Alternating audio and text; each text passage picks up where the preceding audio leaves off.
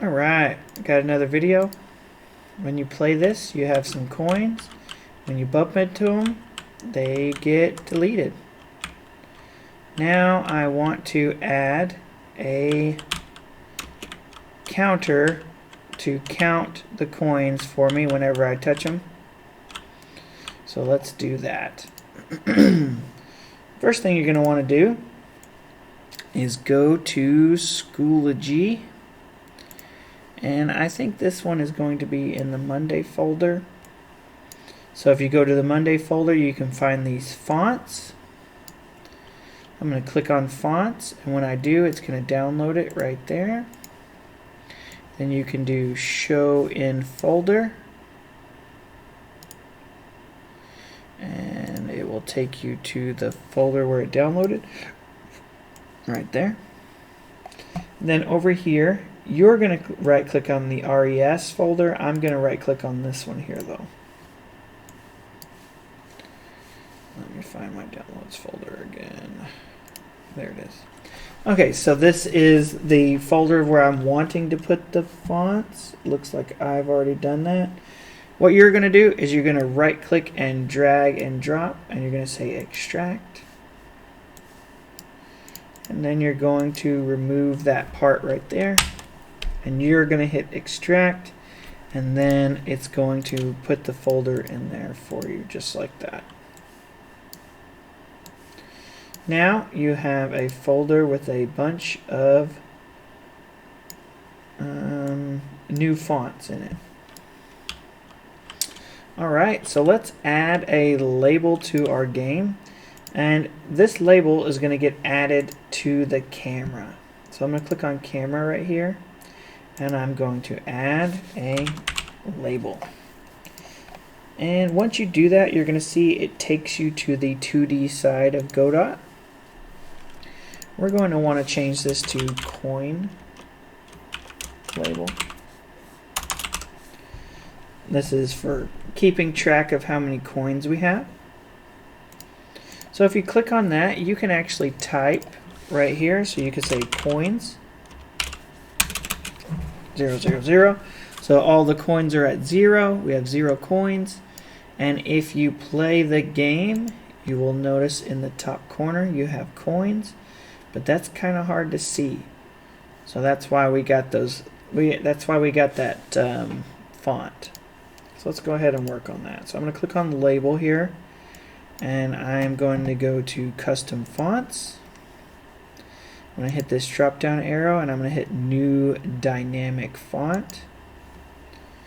And then I'm going to drag and drop in.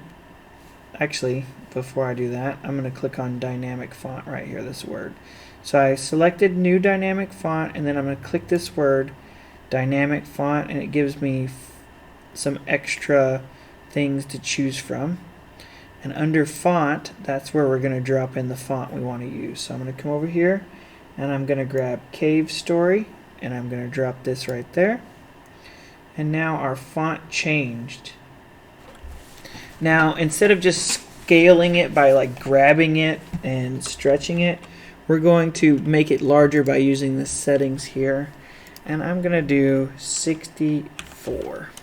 So there's my coins, a lot bigger than that. So that was under the settings and then the size. And now the outline color, I want to make that black. Oops, I accidentally clicked off of it. I made this black by clicking there, and I got to choose what color. And then the outline size, that's like around the outer edges. I'm going to turn this up. That looks pretty good.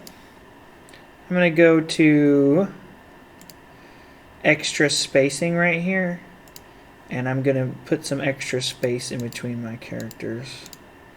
There we go, 4 spaces, looks good. So my settings are 64, outline size of 3 with the color black outline, and then the character spacing is 4, and I use the Cave Story. So if I push play, now I have a coin counter up here, but it doesn't really update yet with this, but that's okay. We got our coin counter there. Now if I wanted to move where the actual counter is, I can just grab it with the move tool and move it to the other side. Then if I run it, instead of it being on the left side, now it's on the right. You can also change the size if you wanted it a different size, or whatever. But there we go. We got a counter. Now we're going to want to update this counter anytime we collect a coin. But the way we're going to do this is we're going to make it where this coin counter lasts from one scene to the next. We want it to be able to work on all the scenes. So we need to make a global variable to store the number of coins. So at the top, I'm going to click on World, and I'm going to add a script. I'm going to choose where this goes. This needs to go in the scripts folder.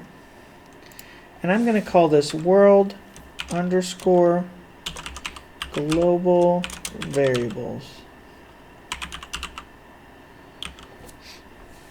So I'm storing this in the scripts folder called world underscore global variables. So here it is. I'm going to write a note for myself. This is the Eversole series, and this is my global variables. You guys are just going to want to write global variables. So here we go. I'm going to write my global variable, and you can keep track of like all kinds of stuff. Points, health, time, all kinds of stuff. So right here is where we're going to keep track of these coins. So I'm going to say var coins is equal to 0. We have 0 coins to start with.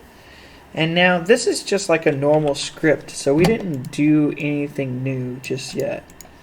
So we're going to want to update this part and make it to where all the scenes can have access to this, so they can figure out how many coins do we actually have. So what we're going to do that is we're going to go to Project Settings, Auto Load. Now right here is where we want to find this script, and this auto load deal is going to allow us to have access to the script at any point in time. So I'm going to go to Eversole and then Scripts, and I'm going to choose this world global variables. That's that script we just made. And for the name, I'm going to say main underscore var underscore e. And that's for my Eversole online series. If you're in first period, put a 1 there. If you're in second period, put a 2. Or if you're just going to follow along with this series, you can put an E like I did. Alright, so I have main variable E. So we are done with this. All this thing does is store how many coins do we have. Now let's go to our coin label, and we need to update this coin label because right now it only says one thing. It just says coin 000. It doesn't actually ever update. So we need to add a script to make this guy update. So I'm going to add a script, and again we're going to the scripts folder, but this time I'm going to make a new folder for this one because we could have a lot of labels. So I'm going to say labels. So I have a folder for labels, and I'm going to put the coin label in there. Now here it is, and I'm going to give it a note just like I have been doing. This is my Eversole series, and this is the coin label. And there we go.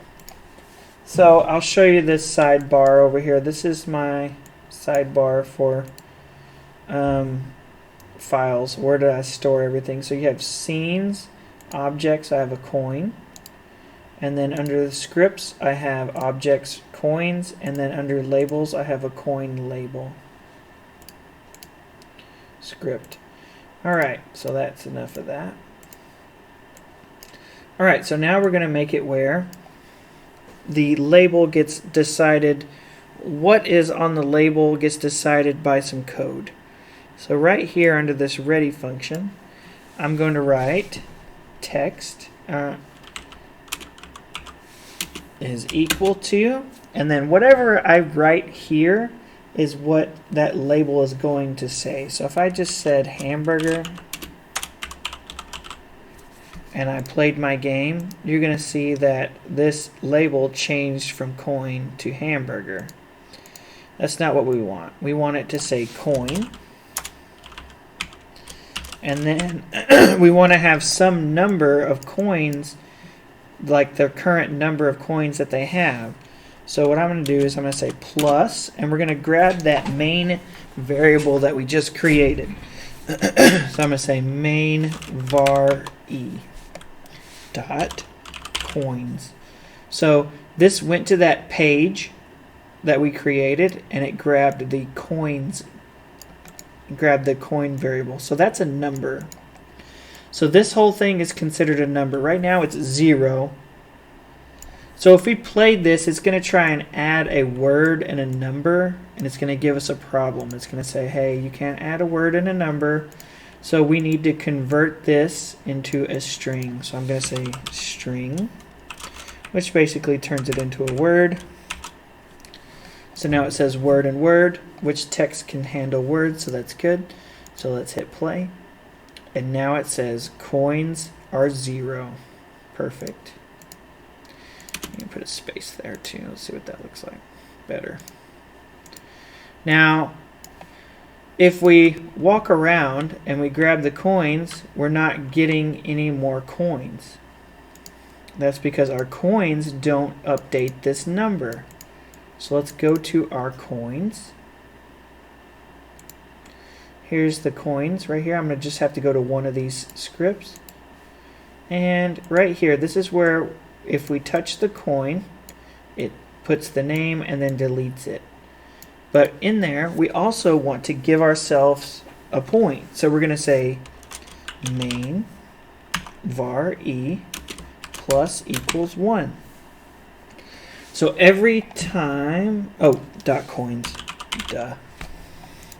So this says go to the main variable script and take the coins and add 1.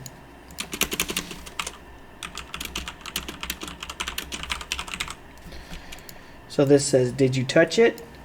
Print out the name, add 1 to the counter, and delete the coin. Now let's play. And you'll see I'm picking up the coins, but it's not editing the label. The number on the label is not changing. Let me show you why. So if we look at this coin label here, when are we updating it? Well, we are only updating it at the very start.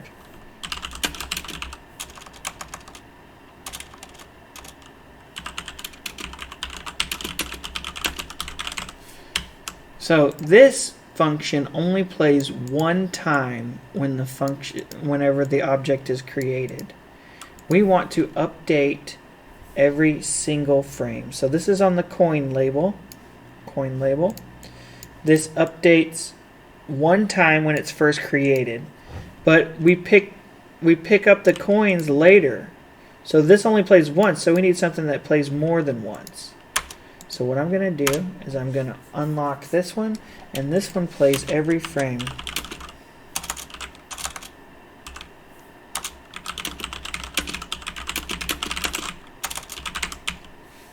This plays every frame of the game.